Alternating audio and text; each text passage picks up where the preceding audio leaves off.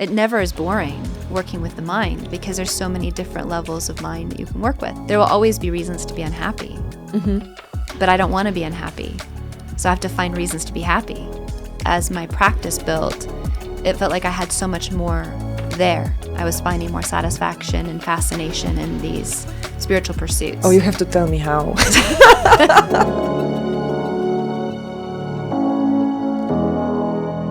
Well, welcome, Gendemo. Thank you so much. To yet another podcast episode. It's nice to be here.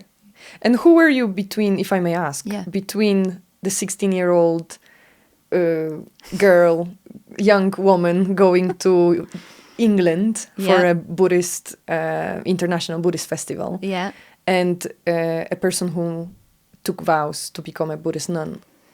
Yeah, so I mean, I got married in that time. So I was married for about 4 years. I had a business. So myself and my ex-husband, we had a cleaning business. So we did commercial cleaning, we did house cleaning, we did trauma scene cleaning after people died in their homes. So we did that for a number of years, in between volunteering at the center.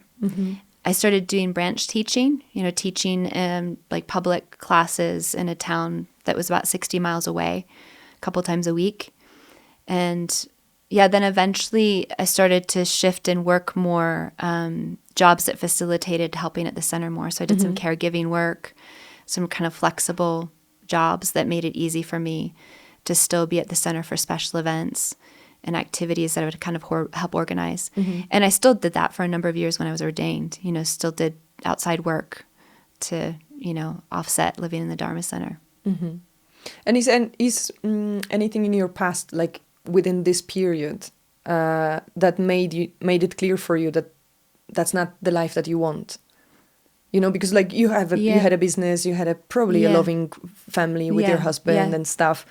Why would somebody give up all the nice things, let's say, as a lay practitioner, all the nice things for a life that is completely different? I mean, I think that's an important point because I think that it didn't feel like giving something up, because I think what happened was as my practice built, it felt like I had so much more there. Like there was so much more I was finding there that then reflecting upon, say, what I might achieve externally or do, in my life externally, it just didn't really compare. It didn't weigh up. It wasn't like I was finding more excitement or satisfaction in those pursuits. I was finding more satisfaction and fascination in these spiritual pursuits. Oh, you have to tell me how. I mean, I think it's almost like you can't pressure that. It just has to happen naturally. Yeah. I think a big part of it was because the work that I did was in a way in line with certain Dharma understanding. So working in situations where you're seeing others suffering, like working in caregiving where you're seeing people suffering greatly, physically, they're experiencing a lot of loss, and you're seeing sort of that truth, and you're knowing that's where we're all going. No one's going to escape that truth. And then I think that those experiences were very visceral, and they kind of lent itself to sort of thinking, well, that's a dead-end pursuit. Yeah. That's a dead-end pursuit, or that's a dead-end pursuit, because it isn't going to lead to satisfaction. And the people I was working for, often they didn't have peace of mind. Yeah. They were experiencing tremendous loss when, they were injured or they had sicknesses or they lost a loved one. So you didn't kind of think, well, that's a goal. Because you think even in that goal, there's still these fundamental truths of suffering, aging, sickness, death that nobody escapes from. Even people that had good fortune, they'd done everything right, they met with different types of misfortune. So I think because my outside jobs were teaching me that, then it made so much more sense what I was doing with my spiritual practice and working in a Dharma center. Even from the point of view of being able to help people in those particular moments in time where they were discovering that they were not without a vulnerability of losing everything, that they were without choice losing the things that they loved. I think nowadays there is a very big trend on focusing on the positive side of life, manifesting the perfect life for yourself, and only kind of trying to embrace the good things about the world. But yet we are faced with a lot of contrast of the actual suffering in our daily life. Is there any benefit in us sugarcoating the reality that you are saying? Because, you know, as a young person, I don't think I have witnessed as much suffering. The way I work, the way I live my life so far, I have encountered grief and minor, I would say, troubles. But I don't have access to the same perspective that you have had. So how could I develop the same motivation, spiritual motivation, to apply myself to some other methods to finding solutions within me if I don't see this type of suffering on a daily basis? I mean, that's a really good point. I think that, to me, it never made sense that we would be trying to find a happiness or positivity through denying the truth of suffering. That always felt very fragile to me. Like if somebody, you know, has to deny those realities in order to sort of fabricate a reality where they feel okay, everything's going to be okay, I've made it, everything's fine. Like, to feel okay, there has to be this kind of active denying. That feels like a very fragile happiness and a very fragile positivity. So I always thought that it made so much more sense to find a happiness or positivity with an acceptance of that. You know, like with an acceptance of those truths. So if you're understanding the truth of our own and other people's vulnerability to suffering, and then we're finding a peace or happiness coming from within our own mind and our ways of responding to or framing those experiences, that's so much more solid. It's not fragile, it's not fleeting, it's enduring. It can be sustained when we're meeting those hardships in the future, versus that feeling like we lose everything the moment, say, we lose our position, or we lose a relationship, or we lose we face financial ruin. Because I think that's where then people just think they have nothing, you know, because they've associated what they have as being something external. So I think that there has to be this approach where, but again, it depends on everyone's capacity, but an approach where we're able to have two things be true. There's a truth that something's going wrong, and then there's also a truth that I can find a value or a purpose or a meaning in, a state of mind I can hold with respect to that. And then I can make it work for me. Like I can turn it to my own advantage. And did you have any examples from your own life when you were faced with a big challenge and you managed to reframe it in a way? Yeah, I mean, I think gradually. I think this is why it's so something I always liked about Buddhism, which is it's a practice. Like we're practicing it and then we're having some successes. And I think that, you know, sometimes it's just these small successes that really ring true. Like I remember I had this one job where I worked for a family, and it was kind of a chaotic household. They had small children. They had a business they ran out of the household. And so whenever I came to work, it was like kind of like this, you know, you never knew what was going to be any day that you worked there. You never knew.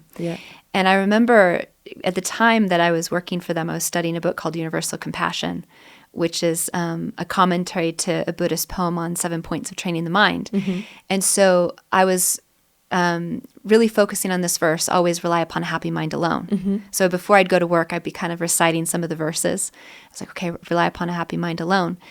And then I would decide before I walked in the door just that I'm going to serve them. Like my job is just to serve them, make their lives easier, just change my intention. And it completely changed that experience, that job. So it was just a minor job difficulty, but I could see the power of just a small change changed my experience. And it really improved my relationship with them.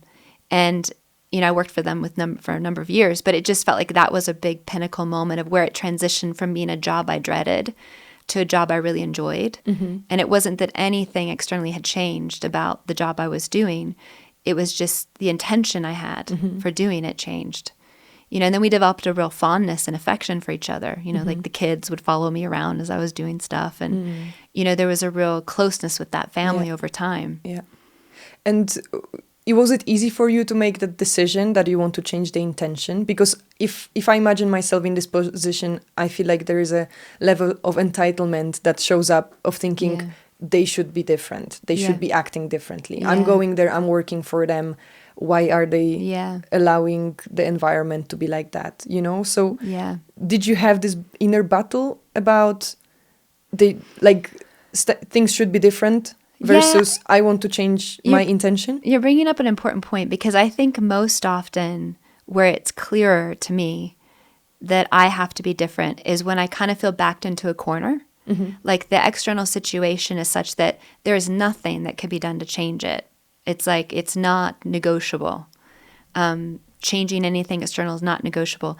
And then it's that those moments we tend to really go in and think, okay, I've got to actually change my mind. So those tend to be, in a way, easier moments, even though they're usually more extreme than I think situations like I was describing, where there seems to be options. Like there seems to be other solutions, which are people need to change. Things could be changed. I could change a job. I could change my job. I could manipulate externals. I could choose to come at a different time of the week when certain people in that house aren't working there, or whatever. Yeah. And I think that it's true, because those are the times where it's easier to not rely solely upon your mind training activities or practices. So I think that's almost where there needs to be more of a vigilance or a mindfulness to do so in those moments, because that's the perfect training ground for bigger moments. Did you feel that you grew as a person through that? Well, it's an interesting question, because when you start really young, it's hard to... Before you got the bad habits, you already had Buddhist teachings? I think it's a pretty radical changing period in your life anyway, right? With or without Buddhism or Dharma, you're just naturally changing, because you're coming into adulthood, you're starting to launch in your life, you're trying to figure out who you are, what your direction's going to be, you're exploring, what it means to be an adult. I still think you go through the normal cycles of life. Yeah. Like when I think of myself as a practitioner, as a teenager, early 20s, it's very much like anybody going through those ages. You're still maturing and learning all kinds of things. And so it's not that you can sort of circumvent all those natural stages of life. It's just you have this huge support to get through those stages with more stability, I think. Yeah. And how this stability was manifesting for you? What did it mean for you? I think what made it stable for me was that I became very stable in my wish to do things that had a benefit to other people. That I knew that whatever life I chose was going to be most satisfying if it was a life that was beyond myself. And is that something that you learned from a Buddhist teachings, or that's something that you kind of already knew, but it was enhanced? I think that I learned it from Buddhism. I don't think I was planning to have... I think I was planning to have a very self-serving life before that. I think it was just more that I had such a different experience of when you're doing things for others, it was a quality of happiness that was so different to that than the happiness that came from just doing something for myself. Like buying myself something, and the joy I felt would last a moment, a day, maybe a week. Whereas if I had done something that benefited someone else, it never stopped being satisfying. Like you could reflect upon something years later and still feel happy you did it. So it felt like there was something to that kind of happiness that came from benefiting other people, like having a purpose that was not just about myself. So that brought you the stability throughout the years. Yeah, it kind of created a framework for whatever I was going to choose to do, that it needed to have that be an element or a key element. Yeah. And when did you become a nun? In 2002. Yeah. And do you have any key elements for that decision to arise? I remember one nun when I was preparing to get ordained. She's been ordained in this tradition for a long time. And I went to see her before I got ordained. And I asked her advice. And it was so interesting because at that time, everyone was asking me, what are your reasons for getting ordained? And so I was kind of used to that question being asked and having kind of some simple responses. And so I went to meet with her, and she came in the room. We were just going to sit and have a chat. And the first thing she said to me was, your reasons for getting ordained don't matter. And I just remember being really shocked that she said that. So, of course, then I was listening. Yeah. And she said, it's your reasons for staying ordained that matter. She said, at that point, she'd been ordained over 20 years. And she said, do you think I remember the reasons I got ordained 20 years later? Yeah. Do you think they're the reasons keeping me ordained today? She said, no, the reasons I'm ordained today are the reasons I have today. Yeah. They may have nothing to do with the reasons that got me ordained. So her advice was, come up with new reasons every day. And I think this applies to anything we want to do long term, any kind of practice or relationship, anything we're trying to be stable in. I think we have to rely upon new reasons all the time, not just think, okay, the reason I got married is the reason that should keep me married. It's like, no, you might have to have many new reasons to stay married, or the reasons I'm doing this job. You might have to have new reasons all along the way, because the reason you start with isn't going to be the only reason that's going to keep you doing it. So I really appreciated that advice. So you're kind of exploring new reasons each day, each month, each year. Yeah. You have different reasons. Yeah. Is that what kept you committed? Yeah, continuing to find new reasons, definitely. Were there moments where it was difficult to find? Oh, yeah. But I think, yes and no. There's always those times. But I would say that if the foundation's strong, it's not sort of deep. It's you can have those passing thoughts or doubts, but it's if it's clear it's what you want to be and what you want to do, then it keeps you searching for another reason. Yeah, and sometimes it's just simple reasons.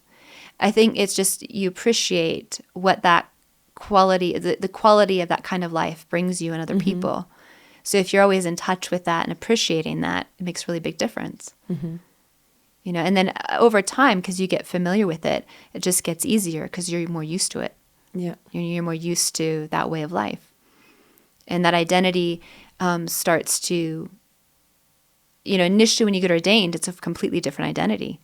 And then over time, it just becomes very natural. And I think you've mentioned multiple points of your life where you have been faced with challenges, even letting go of your business, letting go of your marriage. I bet there was a lot of turbulence. Yeah. I mean, even though you're saying your ex-partner is supportive and he understood because he was also practicing, throughout those, would you consider yourself being a resilient person? Or have you been learning? I think that those are very character-building, resiliency-building times in life, definitely, because you learn how to develop more resiliency in tough times. Like when you're meeting hardships of any kind or physical or mental pain, those are kind of the moments where you have the chance to build resilience. I think that when things aren't as challenging, you don't really value resilience in the same way. But when you understand that that's what takes you through those times and able to come out of those transitions or those, those mental pains or those difficulties with something of value, like you come out feeling stronger for them, it's because there's been that resiliency kind of throughout. Yeah.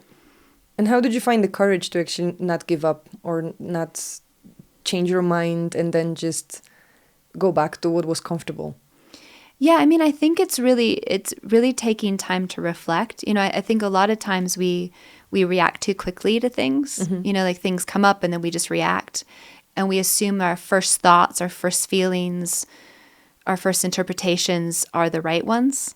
And I think one of the things I've learned from Dharma is there's a real value in spending time contemplating things. But how can we think about our problems without spiraling down? Yeah, but I think that's it. It's thinking about it from the point of view of accepting we're spiraling down. Like it's that self-reflection where you think, okay, the way I'm thinking about this is taking me down.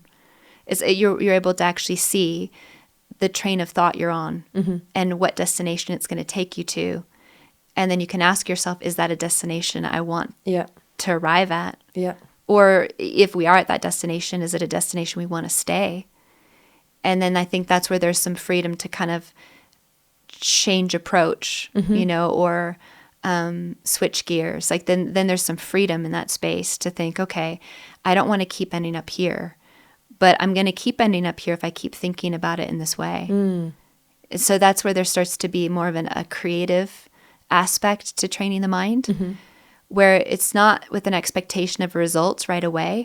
It's more like, all right, well, why don't I just right now, in this moment, try to look at this a little differently, or think about this situation or this person a little differently. And then it gives us just a momentary experience of how how we can feel differently. Or maybe it opens up a different outcome or a different destination. And then I think that's where training the mind becomes very exciting, because we think, oh, wow, my mind does create my experience. It's not something that I have no control over. It's something that I can train in having tremendous control over.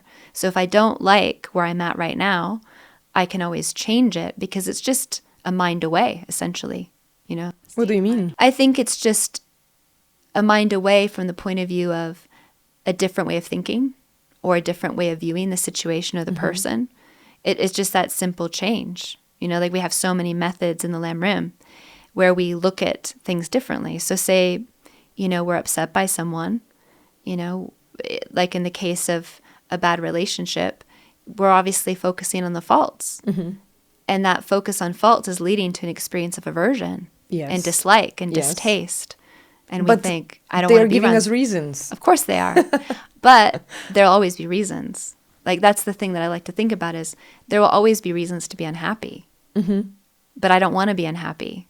So I have to find reasons to be happy, because there'll never not be reasons I could find to be unhappy.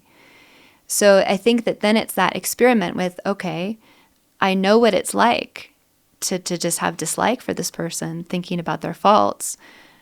Doesn't make me happy, doesn't make them happy. How do I change my way of thinking? And I think that's where, you know, when you start to consider Buddhist teachings, for example, on people are suffering from their delusions, an understanding of there being facets of people's minds that are distorting the way they think and behave, and that it's not the nature of that person. It's like the clouds in the sky. Then there's a little bit more freedom to sort of back up and look at that person differently. And maybe it even becomes possible to look at them through a lens of compassion. Yeah. And then it's a little easier to experience them differently. Yeah.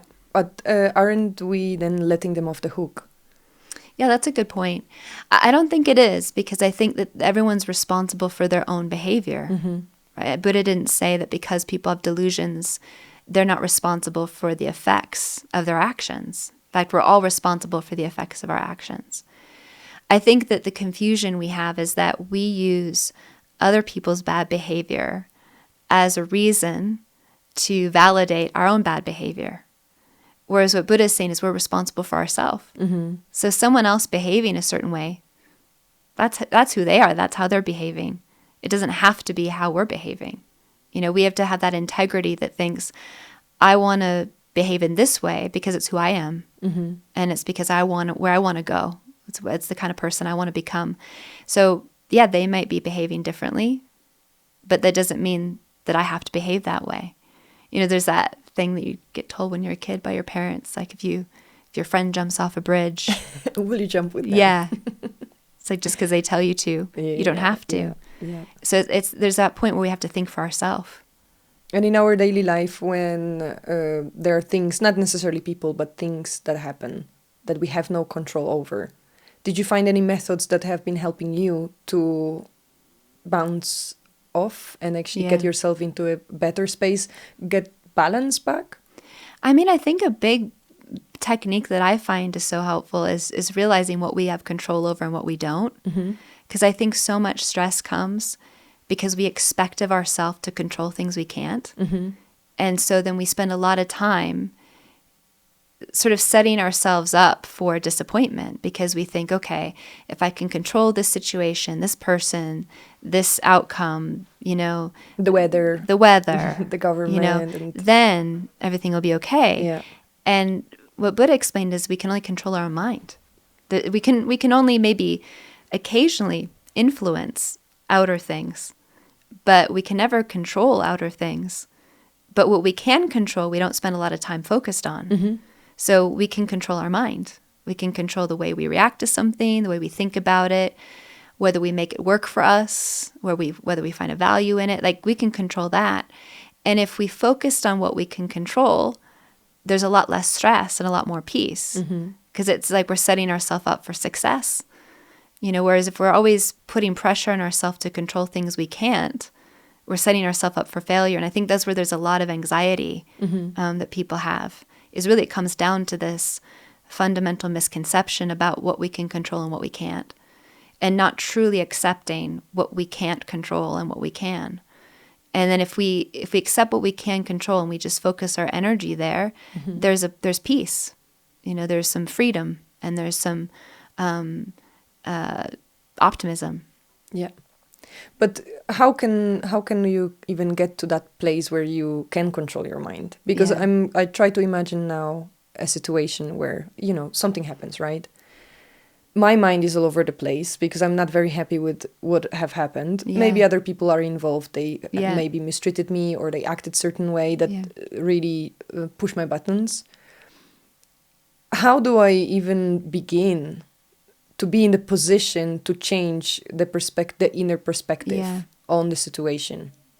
Because it feels like in the heat of the moment, or even when the situation is quite big, it's very difficult for us to reach inwards and do something. Yeah. And also shift the perspective. Like, where can we get a different perspective from?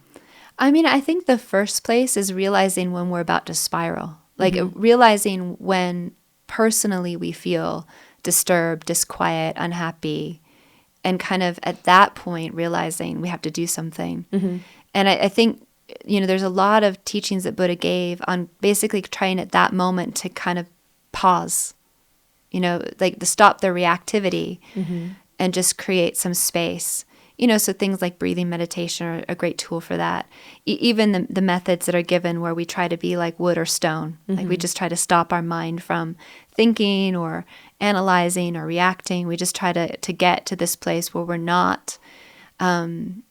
we're passive, right? We're passive, like an inanimate object. Before we can start moving in a positive direction, we have to get out of moving in a negative direction. And that's where things where, strategies or techniques where we just calm the mind and clear the mind are so helpful. And maybe we have to spend a long time just doing that. Yeah. Just doing that. Yeah. But I think in the space of that, then there's some room to honestly assess things. And that's kind of more like the watching the mind practices. Like we talk a lot about Geshe Bengengyal, who is like a master of watching his mind, where he would kind of in an unconventional way, not meditate, not pray, but just watch and observe his mind to see what minds were present.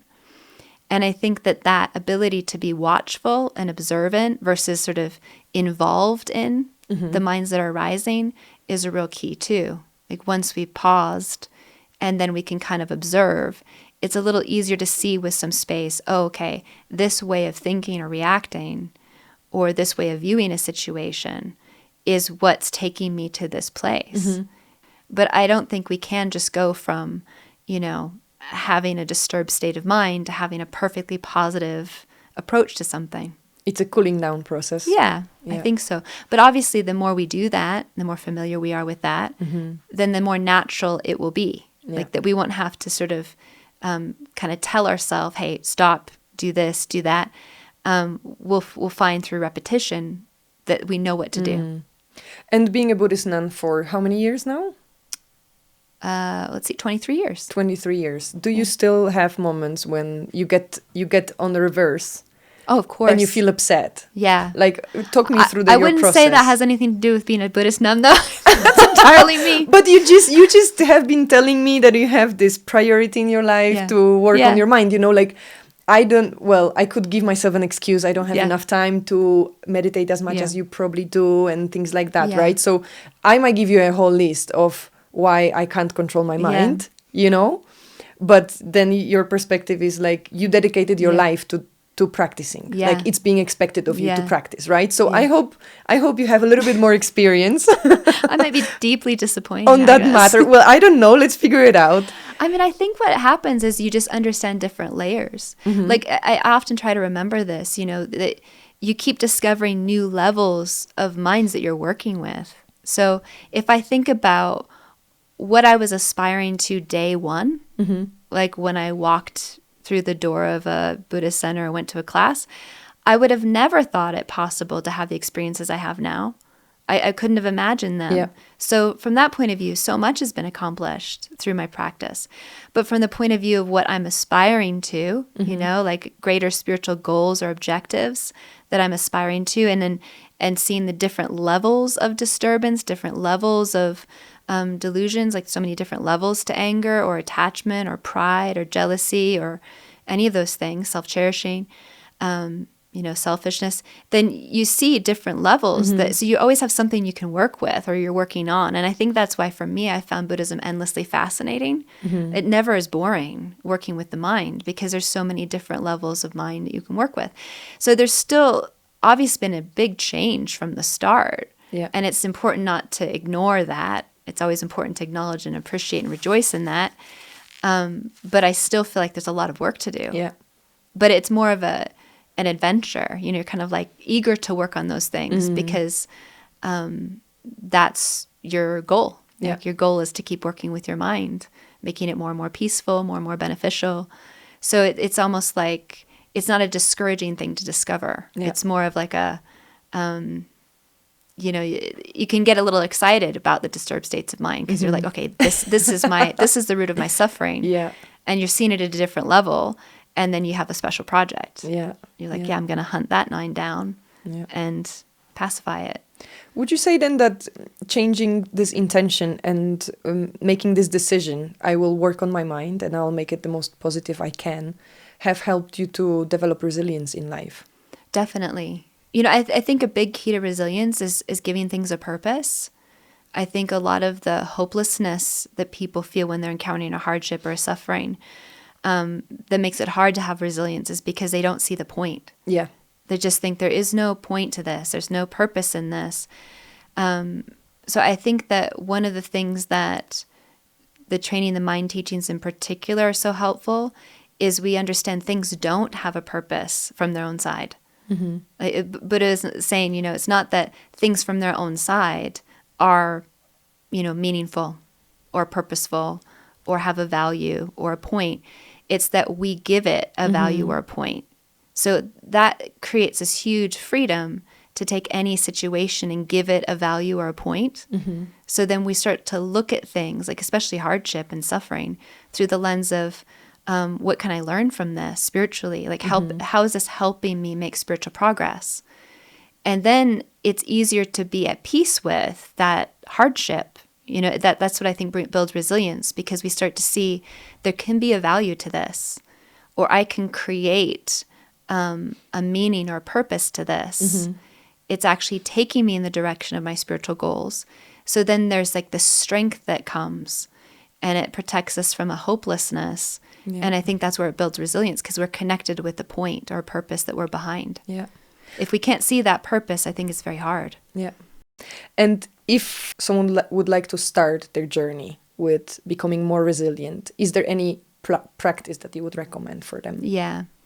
I think that a part of it is really getting back to that point of spending some time trying to see if they can find a value in what they're experiencing, even if it's hard. You know, even if it's misfortune or it's a painful experience, trying to see, is there a potential value in this? And trying to stay in touch with that potential value. Because then it's like we're able to start to begin to give that experience meaning or a point. That, I think, creates the strength we need to keep going, to keep carrying through.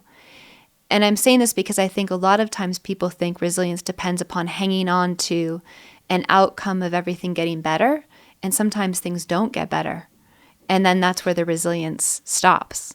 I think we have to have a resilience that is unconditional, that whatever hardship comes, we can endure and we can grow from, because we understand how to use that hardship to create meaning. You know, it can teach us important lessons. You know, it can teach us about compassion. It can teach us about our own inner strength. It can teach us about, you know, the nature of being a human, that we all face different types of hardship. We all face aging, sickness, death. That I think that it starts to teach us important lessons. So if we're in touch with that, I think it's easier to carry that resilience forward through every stage of that hardship. And it's not in the future, then it's not something that is like a new skill. We just apply it to the next hardship. It's like a skill we build, and then we can apply it to anything. Yeah. And how resilience look like in your life? Like, how does it feel, or what is the experience of it like? I think what it feels like in the end is like a self-assuredness, that there isn't a hardship that will come that I won't know how to use to my advantage and to the advantage of others. I think there starts to be like a lack of fear or need to try to escape hardship, because there starts to be this quiet confidence that there's no hardship that can't be useful. You know, there's that quote by Shantideva where he says, suffering has good qualities. So I think if we really believe that suffering can have good qualities, there's nothing to fear from suffering, because we can see we can make it something very useful. From a perspective of a person who is kind of beginning their adult life, I feel like there's a level of hopes, and there's a level of wishes for my life or the life of younger people to happen certain way. Yeah. And then when things don't happen certain way, I think there's a level of frustration that I don't think that I could apply, just intellectually think to myself, oh yeah, there's a meaning in me not being able to find the relationship I want, or like having needing to move to a different country, or like, you know, things not going my way, not getting the career I want, not getting the I don't know, validation from my friends and family, not having a friendship group that I desire. How can we move past beyond that? Yeah, because there is a level of like despair and frustration in understanding, oh, my life might not deliver what I have hoped for. Can I, like, how can I find, you know, faith in that? How honest do you want me to be? 100%. Because it could sound a little ruthless. Please do. I mean, my heartfelt feeling about that answer is that it's really thinking beyond our own wishes and what we want, and thinking that our life isn't about that. Because I think that's where we get trapped, because we think that our life is about that. About pursuing my wishes, fulfilling my wishes. Yeah. And like you're saying, for everyone has different objects of those wishes. Like you're saying, you listed a really good handful of them that I think a lot of people relate to.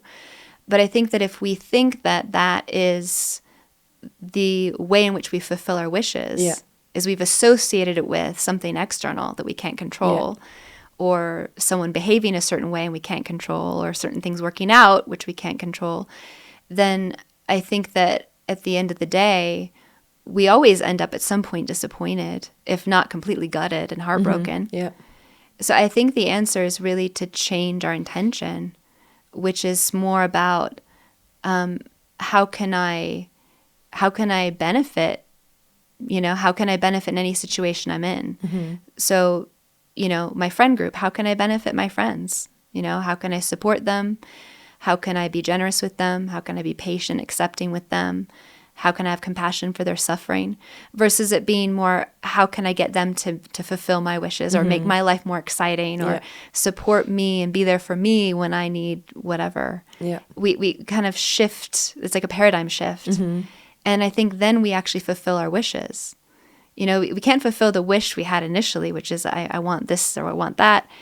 But we do fulfill our actual wish, which is to be happy and find a meaningful life and be satisfied. So I think that the hard truth is often that the reason we're frustrated and anxious and stressed is because we're just not getting our way. And we want it to be more sophisticated than that and more complex than that. But it really just comes down to, I'm not getting what I want in the way I want it. But I guess if what we want is high status, we do have to work hard for other people to consider us being a certain way. But even then, you know, because when I taught in Washington, D.C., there's a lot of people with high status. And their experience of it's very different. You know, like they wanted that high status. They worked very hard to achieve it. But even when they achieve it, they don't necessarily feel they have it. It's a very vulnerable position. Often in that high status, they feel more insecure, and that their position is more fragile than when they had lower status. So the association of when I get to this place and I have high status, I'll have what we're looking for, maybe stability or a greater power to influence things or change things, whatever it might be, even beneficial intentions. that's not necessarily achieved from that state. Like that's what I saw from many of their experience. They were saying they feel more stressed, more vulnerable. They have less autonomy, less, power to make decisions because there's a lot of people lobbying for other decisions to be made, less personal liberty, right? So I think it's that seeing through the thing, but also really reflecting on what is it I truly am looking for from that thing. And I think that from the point of view of Buddhism, that's the problem. Therein lies the problem. It's this, it's this me, like me. Yeah. It's what I want. And then we put a lot of paramount importance on it. Whereas when we think, actually, it's not of paramount importance. I'm just one person amongst many, many people. How important could I actually be? Then our mind's relaxed. It's a little easier not to feel like we're at odds with other people. And then we're sort of seeing ourselves as performing a function. Like the real meaning of our life is being a benefit in this world, trying to contribute to other people, also learning from them. We're thinking, all right, it's not just what they can give me that I want, but what can I learn from them? What are they teaching me about myself, about the world, about happiness, about suffering? So our position changes, but I think that could be a hard answer for some people. Do you have another one? A gentler one? Do you have one that can go around the concept of like we have to give up? Yeah. I mean, not necessarily give up our wishes, but perhaps what you're saying is more like use some wisdom, understanding the experience of yourself and everyone else, and check, is what I was relying on so far for my happiness actual good source of happiness? You're showing a different perspective that might be very new to many people. Yeah. How was it? Was there a process for you to actually accept that? Or have you been like, oh yeah, of course? I think it's just experimentation, that we're willing to experiment with looking at our wishes and where they serve us and where they're not serving us. So I think it's, our wishes are consistent, right? It's like there's never going to be, like they're not an endangered species, our wishes, right? They're always going to be there. As soon as one wish is arisen, another one, like a wave behind it, is forming, right? And there's a whole host behind it forming again. So there's going to be this incessant flow of wishes. So if one wish isn't fulfilled, it's almost like experimenting with, well, what if I try a different wish? What if I just change what I'm wishing for in this situation? If I change what I'm wishing for, does my experience change? So it's that experimenting with wishes and maybe beginning to discover that sometimes it's our wishes that are the problem. It's like the way we're wishing. It's not that we shouldn't wish. In fact, the whole of the Buddhist path is wishing. It's just discovering what wishes bring us peace and what wishes bring us dissatisfaction, discontent, frustration, anxiety, and worry. So I think maybe a simpler answer that's not as provocative is just looking at our wishes and experimenting with changing a wish in a situation. Not just wishing the way we're wishing if it's disturbing us. Yeah. Would you suggest that reducing the desire for external world to conform to my wishes would be success for inducing happiness within my life? Yeah, I think that's the answer, really. At the end of the day, that's the answer. It's a hard thing to sort of say. It's a hard thing to say because I feel like the experience is so different from how it says. Yeah. Right? Like if I were to say, give up on everything, that sounds so extreme. Yeah. And not a path to happiness. Yeah. But from the point of view of what in my mind I'm referring to an experience, it's completely freeing and satisfying and liberating. It's like what we're looking for in terms of happiness and freedom. But it doesn't sound like that. Yes. Oh, no, it doesn't. Yeah. So that's where it's a tricky thing to describe in a way that people wouldn't be like, no, I'm definitely not doing that. Especially that right now, like using social media, if you would look at my algorithm, it creates the perfect scenario of how my life's supposed to look like. These days we are exposed to visual representation of what we desire. Like this is how I want my house look like. This is how I want my family to be like. This is how I want my partner to behave. And like we are bombarded with the information of like these people and these experiences are out there. You just have to work hard enough or like wait or like get there. Like there is a notion of I can see, visually see every single day. If I choose to go on social media, I can see what do I desire. And I think then having the perspective that you are speaking about of like, actually, this is it causing you dissatisfaction. And if you actually, in a way, give up on your dreams, you will be happier. It just doesn't compute, you know? Yeah, I think actually maybe what it is it's looking at what you're really looking for, right? So what you're describing is, you know, for example, you see in an algorithm like things that, okay, this is what I want. I think it's trying to look at what is the inner experience I've associated that outer achievement with giving me. You know, that I think, okay, if I look like that, had that, was doing these things, had this personality, I would feel fulfilled. I would feel self-confident, self-assured. I'd feel satisfied. I'd feel carefree. You know, whatever it is that we attribute to those images, right? We're attributing an experience. And I think that's helpful to recognize is it's the experience we're looking for. It's not the stuff. It's just that we've created a relationship with the images of the stuff as being the experience. And I think that if we have any chance to actually speak to those people or be with those people, we'll see they don't actually have that experience. It's not that they have no worry about their possessions or position or their looks or like what we are assuming that those images represent, an inner experience that they represent. You know, oh, they're wealthy, they must feel wealthy, they must feel like they've got it all, is not necessarily true. And I think that it's helpful to think, okay, what I really want is the experience of feeling like I've got it all, or the experience of feeling fulfilled, or the experience of my life having purpose and direction, or the feeling of you know, not being confident, not having low self-esteem. Like what we're actually trying to experience, we can experience. We're just not going to find it there. That's the thing we have to discover. And I was thinking about this a lot because one time when I was had the chance to meet with Venerable Geshe, he was giving me a bunch of things for a Buddhist center that I just started teaching at. And at the end of the meeting, I said, "Is there anything I can give you?" And he just laughed, like, he just laughed. And he said, "Oh, no, no, no." He said, "I don't need anything. I have everything." And it really struck me because nobody ever says that and means it. And I really felt like he meant it, like that he had everything.